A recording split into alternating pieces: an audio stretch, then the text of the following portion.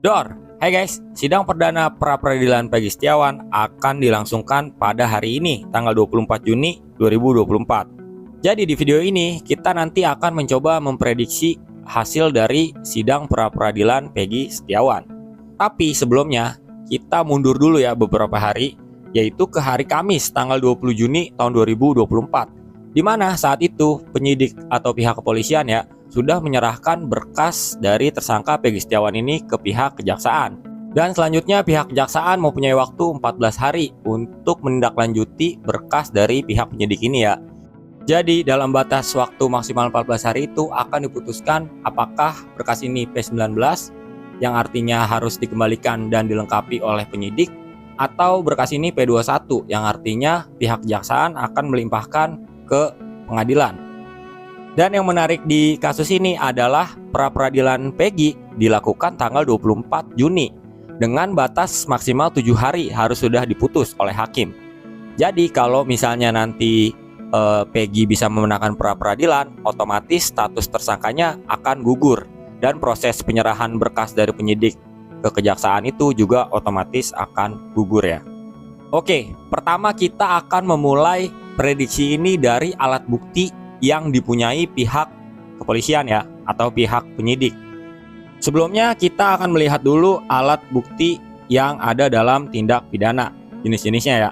Yang pertama yaitu keterangan saksi, lalu yang kedua keterangan ahli, yang ketiga alat bukti surat, lalu alat bukti petunjuk, dan keterangan terdakwa. Oke, jadi dari mana kita tahu alat bukti apa saja yang dipunyai pihak kepolisian dalam pra-peradilan ini? Jadi kita akan melihat alat bukti yang dimiliki pihak kepolisian untuk sidang pra-peradilan Peggy ini dari penyerahan berkas perkara Peggy Setiawan ini ke kejaksaan ya pada hari Kamis tanggal 20 Juni kemarin. Karena sehari sebelumnya itu pihak Difumas mengadakan konferensi pers ya. Dalam konferensi pers itu pihak Difumas mengatakan bahwa sudah memeriksa 70 orang saksi. Ada 18 saksi yang memberatkan, lalu ada beberapa saksi yang meringankan, dan ada juga saksi ahli. Kenapa kita menggunakan alat bukti ini di sidang pra-peradilan Peggy? Karena sebenarnya berkasnya sama aja, karena memang ini yang mau diuji nanti di sidang pra-peradilan. Jadi kita akan membahas hal ini, ditambah lagi di dalam acara talkshow Difumas Mabes Polri memberikan satu bukti lagi ya. Nanti kita akan membahas juga tentang foto Peggy pada tahun 2016 itu. Oke, sekarang mari kita membahas tentang alat bukti yang memberatkan Peggy berupa saksi 18 orang ini ya. Kita atau gue ya akan menebak ya, kira-kira siapa sih 18 orang yang memberatkan Peggy Setiawan ini. Yang pertama udah jelas Aep, terus temannya 2 orang tuh ya.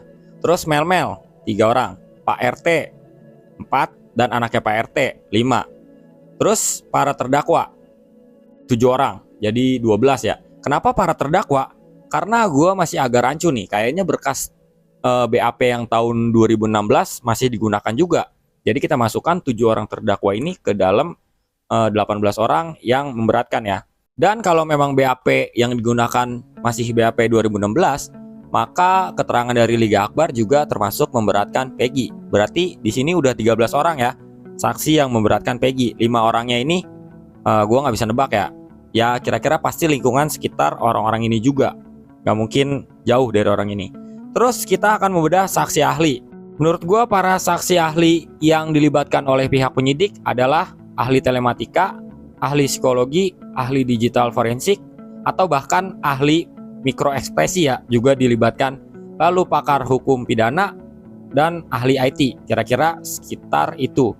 Mungkin ada beberapa ahli lain yang nggak gue sebutin ya. Sekarang kita akan mencoba melihat beberapa saksi yang meringankan Peggy. Yang udah pasti itu adalah teman-teman proyek saat di Bandung ya. Lalu selanjutnya adalah tukang ojek yang katanya melihat 2 orang yang bertikai dengan korban. Katanya orang itu bukan Peggy menurut dia ya. Lalu orang di sekitar proyek Peggy dan pemilik proyek atau pemilik rumah dari proyek Peggy ini ya. Dan di info terkini ada teman Peggy yang katanya pada saat itu chat dengan dia ya. waktu itu dia bilang Peggy ada di Bandung. Itu juga termasuk saksi yang meringankan.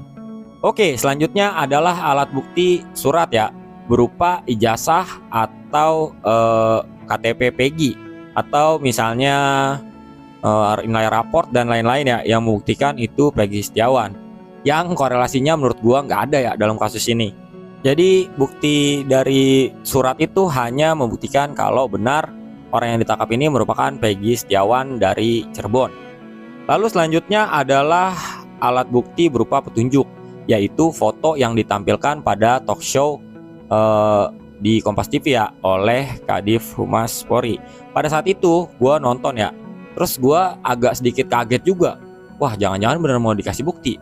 Dan ternyata pas ditunjukkan, ya benar gue kaget. Cuma bukti foto itu. Apa yang membuktikan kalau Peggy pelakunya dengan menunjukkan foto itu? Atau jangan-jangan memang pihak kepolisian ya hanya mengecoh atau menarik ulur gitu, karena kan nggak mungkin juga bukti yang sebenarnya dibuka di media. Jadi harus menunggu sidang pra peradilan. Jadi logikanya pihak kepolisian harus punya kartu truf ya, atau kartu as. Karena kalau kita lihat dari tingkat kepercayaan publik sekarang ya, itu sangat benar-benar turun sekali ya nilai kepercayaan terhadap kepolisian atas kasus ini ya, paling enggak. Jadi kalau misalnya pihak Polri nggak ada kartu truf atau kartu as nanti di sidang, hancur udah, kepercayaan publik makin turun. Jadi gue berharap memang pihak kepolisian punya kartu truf ya. Apa kartu trufnya nanti ya di setelah prediksinya. Sekarang kita akan membahas dulu sedikit tentang bukti yang akan dikeluarkan pihak Peggy Setiawan di sidang pra peradilan ya. Oke, jadi pihak Peggy Setiawan akan membuktikan satu hal aja, kalau Peggy tidak berada di TKP. Udah sesimpel itu. Kalau itu bisa dibuktikan dengan jelas, udah pasti pihak Peggy Setiawan akan terlepas dari segala tuduhan ya. Oke, jadi apa prediksi gua? Prediksi gua atas sidang pra peradilan Peggy Setiawan ini adalah majelis hakim yang dipimpin oleh Hakim Tunggal Eman Sulaiman akan mengabulkan gugatan pra peradilan Peggy Setiawan. Udah hampir pasti nih, gua hampir yakin 100%. Kecuali ya pihak kepolisian bisa memberikan kartu truf atau kartu as yang tadi kita bahas di awal. Apa aja contoh kartu truf atau kartu as yang harus dikeluarkan pihak kepolisian? Yaitu bukti berupa Peggy ada di tempat kejadian perkara pada saat itu.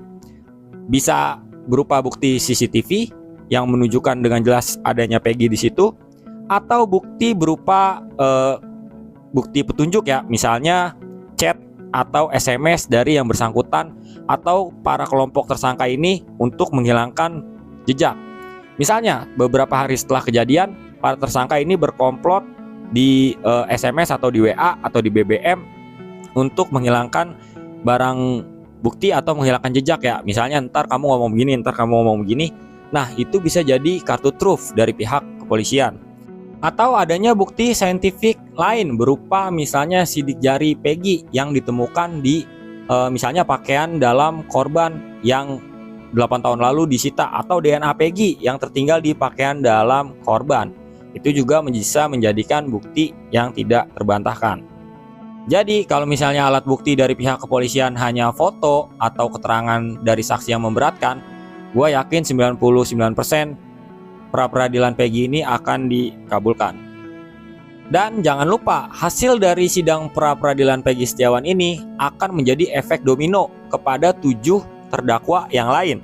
Jika Peggy Setiawan bisa memenangkan sidang pra peradilan ini, proses peninjauan kembali yang akan dilakukan 7 terdakwa lain juga akan lebih ringan.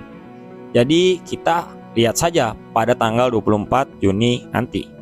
Dan ini hanya prediksi ya, tentu aja prediksi gua bisa salah. Tapi kalian harus cek video prediksi gua tentang putusan MK tentang gugatan Pilpres. Di situ gue berhasil menebak dengan benar apa yang akan diputuskan oleh Mahkamah Konstitusi beserta dengan pertimbangan hukum yang diberikan oleh MK ya. Jadi gue merasa cukup optimis prediksi gue kali ini juga akan tepat. Oke guys, gitu aja ya buat video kali ini. Gue minta maaf kalau ada salah-salah kata. Sampai ketemu di video selanjutnya.